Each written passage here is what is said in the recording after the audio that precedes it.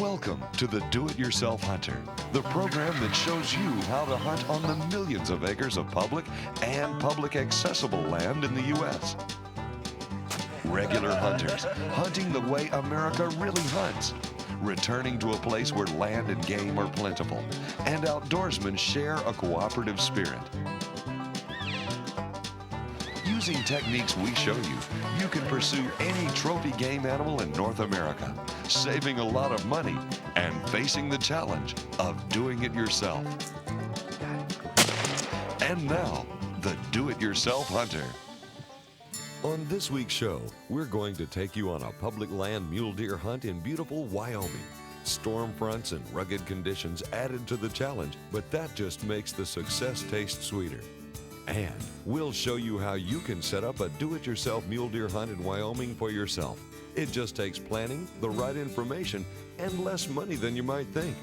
Majestic scenery and a great hunt are coming your way on the Do-It-Yourself Hunter. Folks, we're in Wyoming, one of my favorite places to hunt mule deer. We're in Region D down in the southern part, a little bit south of a little town called Encampment. Got in here last night, got our little camp set up. A little bit cloudy. Jeremy said we may have snow. We woke up this morning and guess what? We've got snow. Well, it's cracking daylight now. We're fixing to head down this bottom here and see what we can find. There's a bunch of open country back down in this way. Little open hillsides, a lot of parks, a lot of dark timber patches through here. A lot of quakies and stuff like that. A lot of mountain mahogany and a lot of mountain bitterbrush. So we're gonna go see if we can find a big mule deer. So come along, let's see what we do. We're gonna set our GPS. A GPS is the best thing in the world, but it's just like a compass. If you don't set it before you go get lost, it's not gonna do you much good. While this thing finds itself, we're gonna load up some of these Barnes X powder-coated bullets. Blue's our lucky color, we done figured that out. And we don't load our chamber till we find something to get ready to shoot. Always make sure your gun's on safety.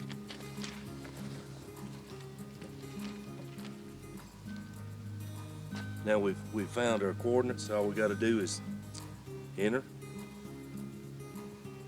and we're ready to go hunt. And when we get ready to come back to the truck is entered in our GPS, and all we got to do is turn it on, tell it to find the truck, and it'll point us an arrow right toward the truck and tell us how far we are from the truck. So come on, let's go see if we can find us a big mule deer.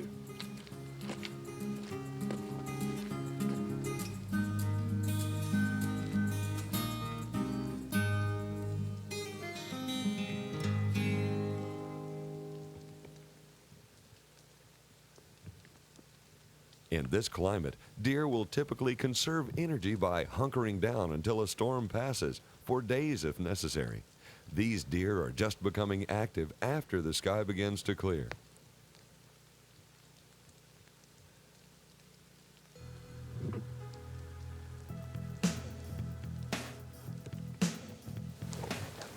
It's beginning to break off now. The deer are beginning to come out and feed. That's a doe and two young ones up there. We're gonna try to get around and get on up this ridge right here without spooking me.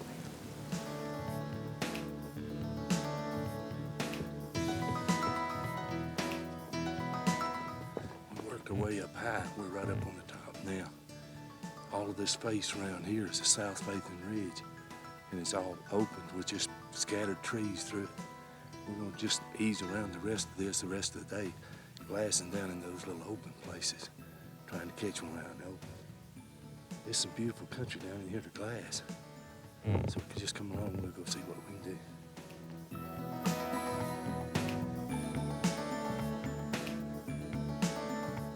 In the wide-open public lands of the West, good optics are a must, especially for the do-it-yourself hunter. Steve's high vantage point on this ridge allows him to scan thousands of acres, and fresh snow in the higher altitudes has pushed the deer down. This is early October, before the rut, so he's looking for the movement of roaming deer. To apply for a mule deer tag in Wyoming, hunters must apply by March 15th to hunt that year's fall season. See doityourselfhunter.com for details and links to the Wyoming Game and Fish Department.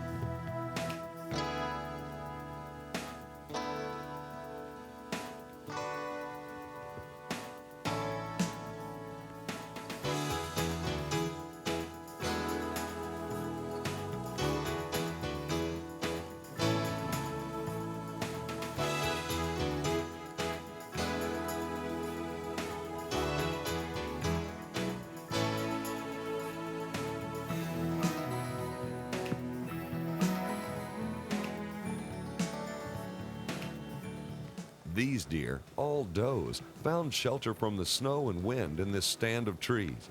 Steve topped the ridge, and there they were. Probably blowing down to them too. Yeah. I can't see no bones from you. Yeah, I can't. I can't see Charlie deer though. They're looking down the hill too, ain't they? Yeah.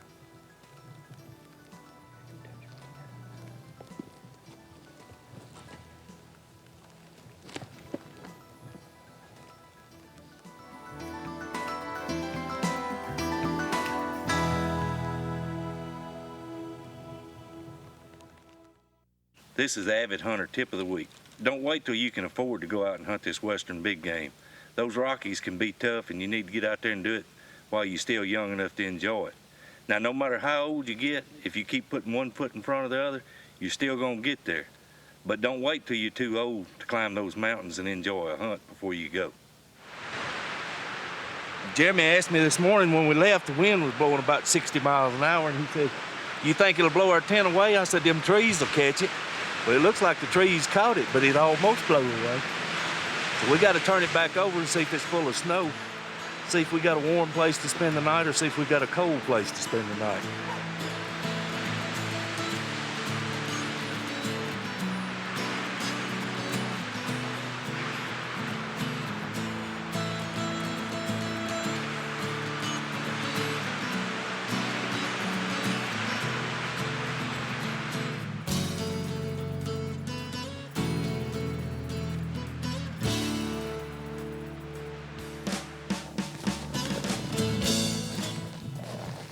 This is the second morning. We're trying a different knob. We came in here and glassed the first day.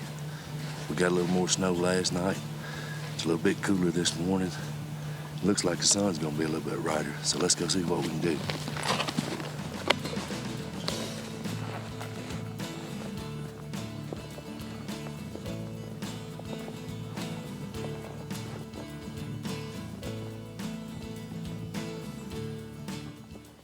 You can tell he's got a 4-point from that far. Mid-morning, they spot a shooter buck, but he may just be too far away. That other one's got horns, the one beside him. Going down there.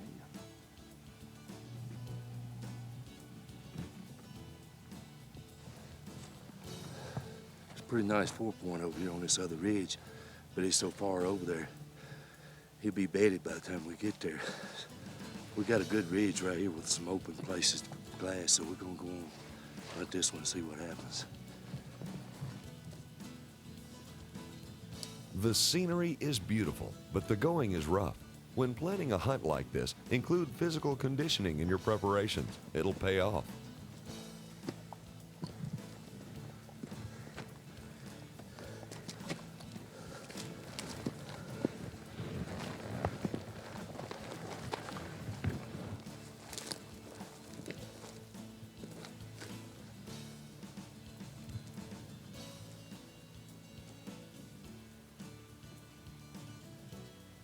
As he scouted, Steve topped the ridge to find these 2 elk. There were several elk in the area, but the seasons don't coincide. By the way, hunters must apply for a Wyoming elk tag by January 31st to hunt the fall elk season. Go to doityourselfhunter.com for more information and links. Check out the bizarre rack on this bull elk. Nothing but eye guards. The rest of his rack is missing. This is the second week of the season here. These deer have already been chased a little bit. They're a little bit pressured. But the only way to hunt them this time of year is to get up high and glass low and try to find one in the bed. This is midday right now. We're trying to find one bedded down or trying to get one up moseying around. Sometimes they just get bored and get up, go get them a drink of water or something like that. These locals said all the deer were still up high, but it's dumped snow up there the last 2 nights. The peaks up here about 10,500 or 11,000 feet. The valleys down in here, down in these low valleys, are about 8,000. The advantage of coming the second week of season is you may have enough weather to push them down out of them peaks. We hope we've got enough snow up there to push some down in here. Snow looks pretty deep up there. We drove up there yesterday evening, and it was already pretty deep, and it was snowing hard, and it snowed most of the night. So we're trying to stay down just out of the main snow line, and we're hoping that weather's gonna push them down. A lot of times you can watch the weather and you know more about when to go hunt. Last week up here, that wasn't the reason that we didn't come last week, but last week it was hot and dry and everything was right up on top. We got here just right. The first night we got here, it started snowing, and it snowed last night, and it's supposed to snow again tomorrow night. A few clouds up there, it could do something tonight. But we're just gonna sneak around up high and glass these valleys down below us. We saw some good deer on this mountain over here on the other side this morning. We're gonna find us a way to get up on top of it. There's one good shooter buck over there, but it was too late and too far for us to go after him this morning. We're planning on being there when it gets daylight tomorrow morning.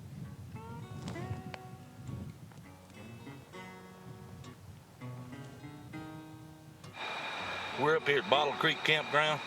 We're camped about 9,000 feet. This wind's howling up here. This little old tent's just rocking.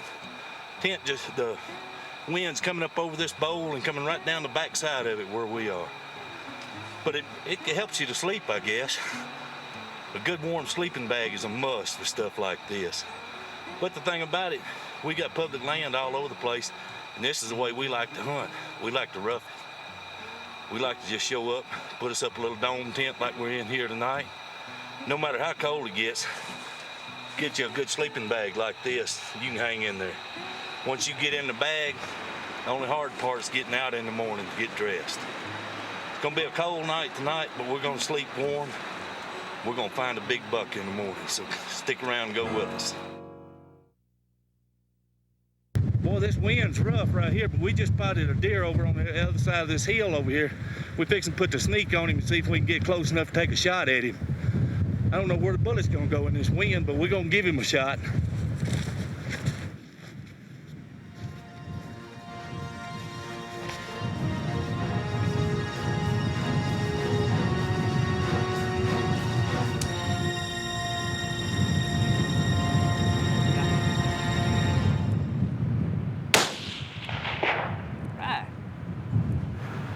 We got that one. He went down like a ton of bricks.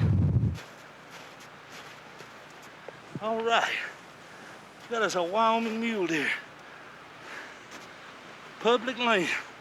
Look at the sticker sticking off of it. That's a good buck right there, folks. 2, 4, 6, 7, 2, 3, 4, 5, 7 by 6.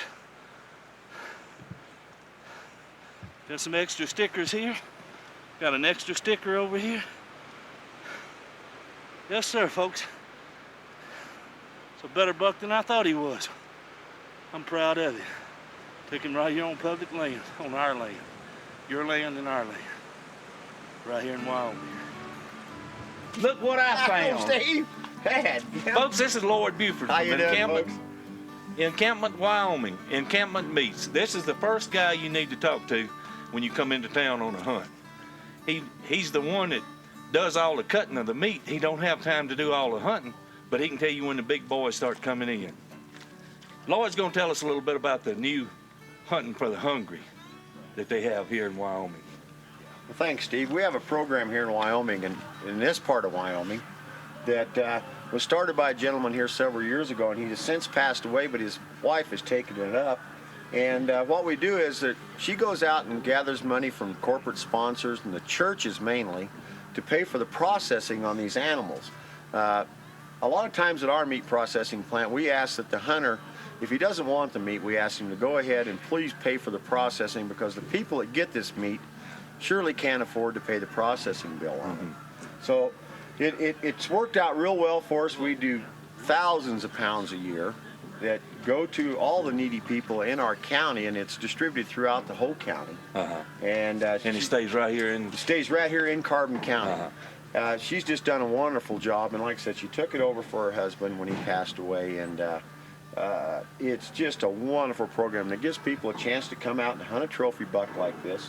And if they don't want the meat, somebody gets some good use out of it, and they get to go home with a wonderful set of horns and a cape, and they can have it hanging on their wall and talk about it for years, and then they can think fondly of that somebody got to use that meat. Yeah. And it's not that we don't want the meat, it's that we hunt a lot of different states. And we, of course, if you watch our show, you're going to see we take a lot of deer. We really take more deer than anybody could use, for their own personal use. And we've got plenty of people at home to give it to, but we would like to put some back for the people that help raise this stuff. Well, that is one nice deer now, folks. Look at the stickers all over him, Lloyd. That is one nice deer. We've had a pretty tough Got eye season, guards. and Mule deer up here are getting short on eye guards, everybody says. he is one nice looking deer. He's a dandy. Well, we sure worked hard enough for it. Well, I'm certain you did. When the locals haven't found deer like this one, so when they can't find a deer like this, you had to work hard to get him. But the first thing you do when you get into a town, when you're going to hunt the public land like we do, go by the meat market. The man there can tell you when the big ones start coming in. Yeah, well, I guess the local butcher kind of does have an insight on when they're starting to kill the big ones. He may not know where they're at, but he can certainly tell you when they He start can tell you that they came down the road from that way, though. Yeah. I can say, well, they're in those hills right up there, folks. He's got to work all the time. He can't hunt. Yeah. He's got to fish in the off season or something like that. Yeah. He's got to have another hobby. Steve, that's a good mule deer you killed, wasn't Yeah, it was. That was a really good mule deer for public land. Folks, you wouldn't believe how economical you could do a hunt like that.